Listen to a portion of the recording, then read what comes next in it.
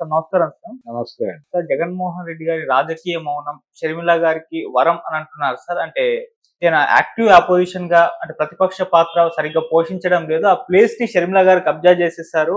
So ఇప్పుడు షర్మిల గారే అసలైన ప్రతిపక్ష పాత్ర పోషిస్తున్నారు. రేపటి రోజు అసలు జగన్మోహన్ రెడ్డి గారు జనాల్లోకి వచ్చే అవకాశం అయితే కనబడట్లేదు. సో ఆ ప్లేస్‌ని షర్మిల గారు ఆక్యుపై చేసేసి జనాల్లోకి వెళ్ళేసి కాంగ్రెస్ పార్టీని పోటీలో నిలిపే అవకాశం కనిపిస్తుందని చెప్పేసి ఒక ఆర్టికల్స్ కొన్ని రావడం చూస్తున్నాం సార్. దీన్ని ఏ విధంగా చూడొచ్చంటారు? నిజంగా మరి షర్మిల గారు జగన్మోహన్ రెడ్డి గారి ప్లేస్ ని కబ్జా చేస్తారా? జగన్మోహన్ రెడ్డి ప్లేస్ లో షర్మిలను ప్రతిష్ఠ చేయాలని హ్మ్. చంద్రబాబు నాయుడు గారు అనుకోవడం వల్ల ఇలా జరుగుతోంది అని అనుకోవాల్సి వస్తుంది. ఎందుకంటే ఈ వార్తని సర్క్యులేషన్ లో పెడుతోంది తెలుగుదేశం పార్టీకి చెందినటువంటి మీడియా వ్యవస్థల నుంచి ఈ ప్రచారం జరుగుతోంది చాలా స్పష్టంగా. ఎందుకు జరుగుతోంది అంటే వ్యూహాత్మకంగా జగన్మోహన్ రెడ్డిని మాత్రమే కాదు, ఆ పార్టీతో ట్రావెల్ అయినటువంటి బ్యూరోక్రాట్స్ మీద కూడా దాడులు జరుగుతున్నాయి.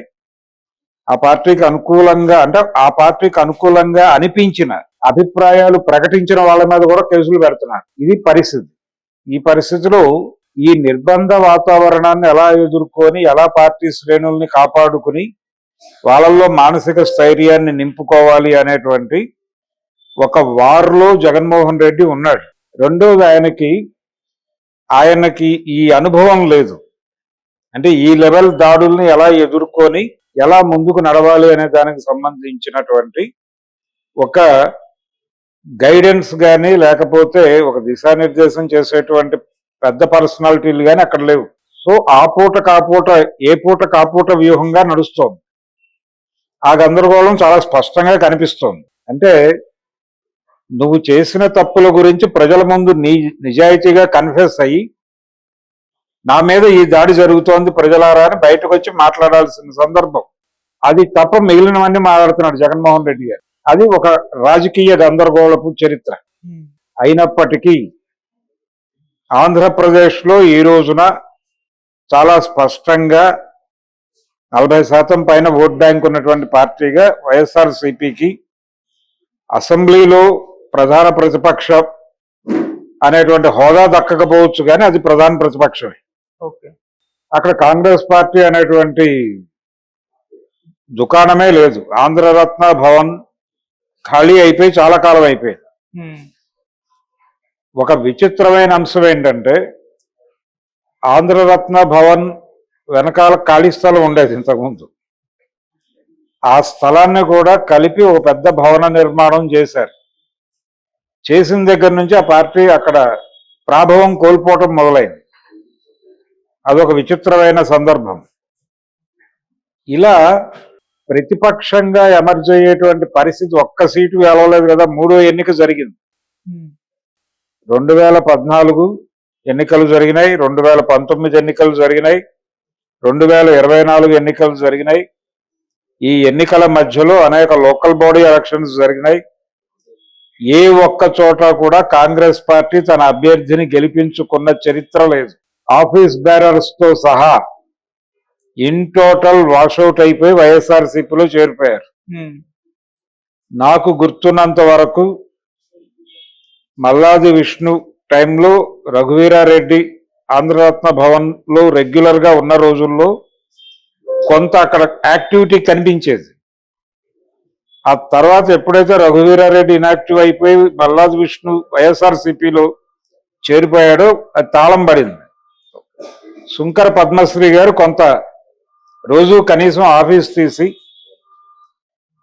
ఎవరికైనా వస్తే మాట్లాడేటువంటి ఒక రిసెప్షన్ గా ఆవిడ యాక్టివిటీ నడిచింది. ఇప్పుడు ఆవిడ్ని పక్కకి నెట్టేసి షర్మిల గారి పరిస్థితి కూడా అదే.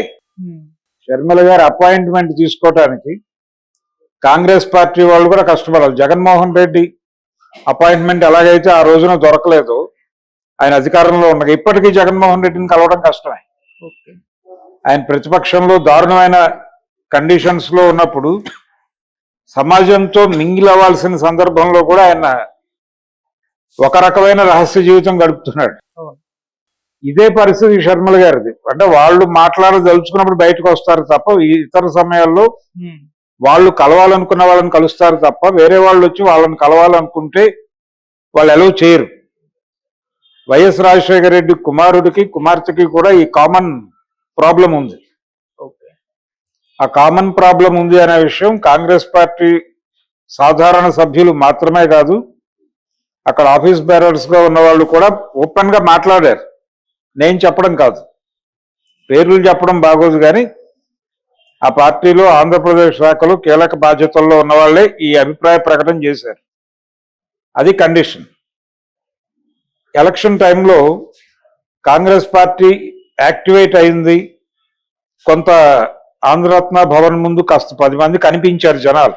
ఆంధ్రరత్న భవన్ ముందు ఒక 10 మంది జనాలు కనిపించారు. ఆ టైంలో కనిపిస్తే షర్మిల గారు వచ్చారు. మళ్ళీ ఆ పార్టీకి పూర్వవైభవం వచ్చేస్తోంది. 4 కార్లు కనిపిస్తున్నాయి ఆ రోడ్లో. కాంగ్రెస్ ఆఫీస్ రోడ్ అని పేరు దానికి. ఆ రోడ్లో 4 కార్లు కనిపిస్తున్నాయి అన్నారు. అయితే అదంతా కూడా డిజైన్డ్ బై చంద్రబాబు అనే విషయం ప్రపంచానికి స్పష్టంగా అర్థమైపోయింది. అంటే ఎన్నికలలో జగన్మోహన్ రెడ్డిని ఓడించడం ద్వారా కాంగ్రెస్ పార్టీకి పూర్వవైభవం వస్తుంది అనేటువంటి ఒక భ్రమ కల్పించి, ఆ భ్రమ చాటున అంటే మీకు 2 పనులు ఉన్నాయి. ఒకటి, మీ పార్టీని పునాదుల దగ్గర నుంచి నిర్మించుకోవాల్సిన అవసరం ఉంది ఒకటి. రెండోది, జగన్మోహన్ రెడ్డి కాంగ్రెస్ పార్టీ బతుకున్నందుకు, అంటే వైఎస్ఆర్సీపీ బతుకుండగా మీకు అవకాశం దొరకదు. కాబట్టి దాన్ని రాజకీయ యవనిక నుంచి తొలగించుట అనే కార్యక్రమం మనందరం కలిసి చేద్దాం. ఆ తర్వాత మీ పార్టీ మీరు నిర్మించుకోవడానికి మీకు ఒక అవకాశం దొరుకుతుంది. ఆ పనిలోకి మీరు వెళ్ళిపోండి.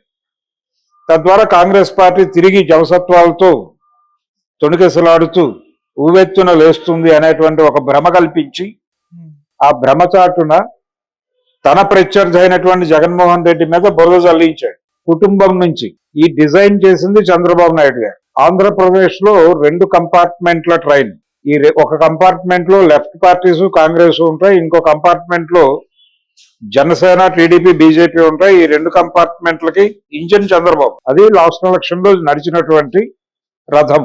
కాబట్టి Congress party controlled and designed by TDP, దౌర్భాగ్యవశాత్తు. అంతే, అందులో భాగంగానే ఈ వార్తలు పుట్టిస్తున్నారు. షర్మిల గారు రైజ్ అవుతున్నారు, జగన్మోహన్ రెడ్డి పూర్తి స్థాయిలో పక్కకి వెళ్ళిపోతున్నాడు, కాంగ్రెస్ పార్టీ వైఎస్ఆర్సీపీ ప్లేస్ ని తిరిగి అక్వైర్ చేయబోతోంది, కాంకర్ చేయబోతోంది, మాటలన్నీ మాట్లాడుతున్నారు. అదంత ఈజీ వ్యవహారం కాదు. ప్రజల్లోకి వెళ్ళుట, ప్రజలని తన వైపు తిప్పుకోనుట అనే కార్యక్రమానికి చాలా యాక్టివిటీ చేయాల్సిన అవసరం ఉంది.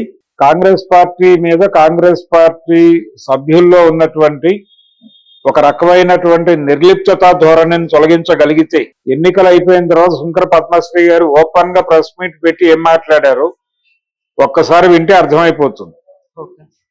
ఆవిడికి టికెట్ రాకుండా చేశారు కదా, విజయవాడ ఎంపీగా కంటెస్ట్ చేయాలనుకుంది ఆవిడ. ఆవిడికి మాత్రమే కాదు, న్యూజిలాండ్ నుంచి కంటెస్ట్ చేయాలనుకుని ఒక ఐటీ ప్రొఫెషనల్ వెళ్లి ప్రయత్నం చేసి విఫలుడై వెనక్కి తిరిగి వచ్చాడు. షర్మిల గారి టార్చర్ తట్టుకోలేక. ఇది బహిరంగ సత్యం. ఆయన మీడియా ముందుకు వచ్చి మాట్లాడాడు, నేను చెప్పడం కాదు. ఇది కండిషన్. ఈ కండిషన్ లో షర్మిల ప్రత్యామ్నాయం, షర్మిల అంటే నథింగ్ బట్ చంద్రబాబు.